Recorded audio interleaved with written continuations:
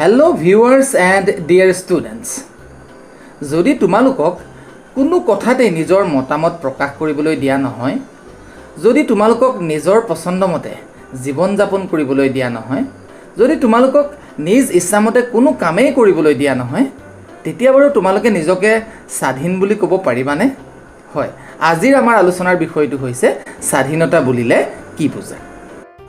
স্বাধীনতা বুলিলে এনে এক অৱস্থাক বুজা যায় য'ত মানুহে অযুক্তিকৰ বাধা নিষেধৰ পৰা মুক্ত হৈ নিজৰ চিন্তা আৰু মতামত প্ৰকাশ তথা ব্যক্তিত্ব বিকাশৰ সুযোগ লাভ কৰে।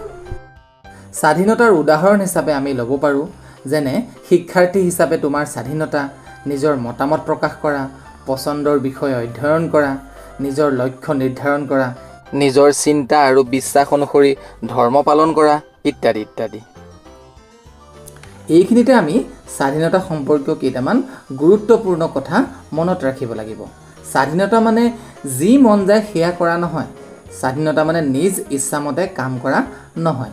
স্বাধীনতা মানে আনক কষ্ট দিয়া নহয়। স্বাধীনতা মানে আইন ভংগ কৰা নহয় বা আনৰ অধিকাৰ হৰণ কৰাও নহয়।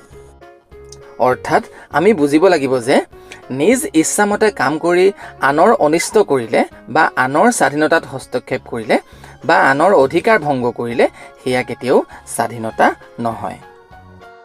বিশিষ্ট ৰাজনৈতিক চিন্তাবিদ প্ৰফেচাৰ হেৰল্ড জে লাস্কিৰ মতে স্বাধীনতা হৈছে এনে এক পৰিৱেশ য'ত মানুহে নিজৰ ব্যক্তিত্বৰ পূৰ্ণ বিকাশ সাধন কৰিব পাৰে। অৰ্থাৎ স্বাধীনতা হৈছে ব্যক্তিত্ব বিকাশৰ সুযোগ। শেষত আমি কেইটামান কথা মনত ৰাখিব লাগিব। স্বাধীনতা মানে সুযোগ, স্বাধীনতা মানে দায়িত্ব, স্বাধীনতা মানে ব্যক্তিত্বৰ বিকাশ।